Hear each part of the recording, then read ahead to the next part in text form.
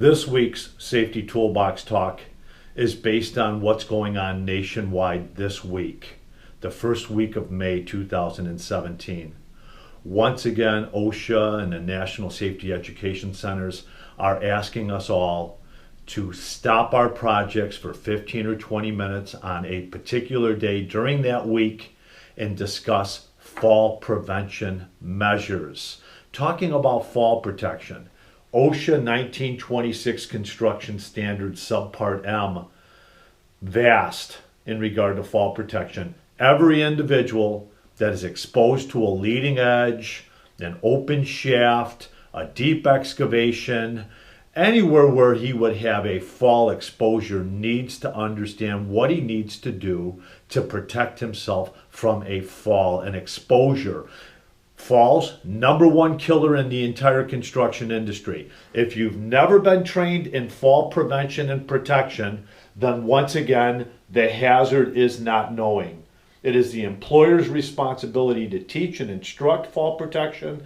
It is your union's responsibility, and as an individual, it's your responsibility to understand fall protection. Once again, a fall could result in a SIF, a serious injury and or fatality. So what is a safety stand down? It is a voluntary event for employers to talk directly to employees about fall hazards and to reinforce the importance of fall prevention. The purpose of the National Prevention Stand Down is to raise awareness of preventing fall hazards in construction. Fatalities caused by falls from elevations and leading edge continue to be the leading cause of death for construction workers, accounting for 300 plus deaths a year. In 2016, the Safety Stand Down had 2.5 million construction workers nationwide participate. And this year, OSHA's goal is to have 5 million construction workers participate. This would equate to half the construction workers in the country. You can discuss the new ladder, Subpart X rule, where we need now to be tied off at 24 feet if we're working on an extension ladder.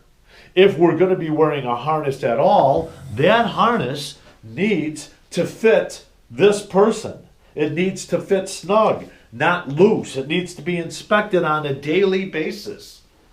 You can't be taking a pocket knife and making this thing fit you more appropriately. Am I using a 6-foot shock absorbing lanyard attached to my D-ring versus a retractable device?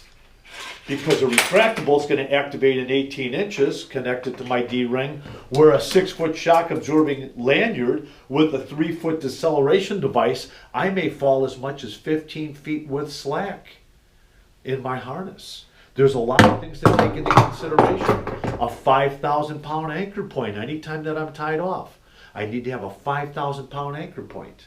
And then once again, using an engineered system, maybe like an RB anchor into a 4-inch concrete deck to attach to. This is actually rated for 5,000 pounds, no different than a beam wrap for a column.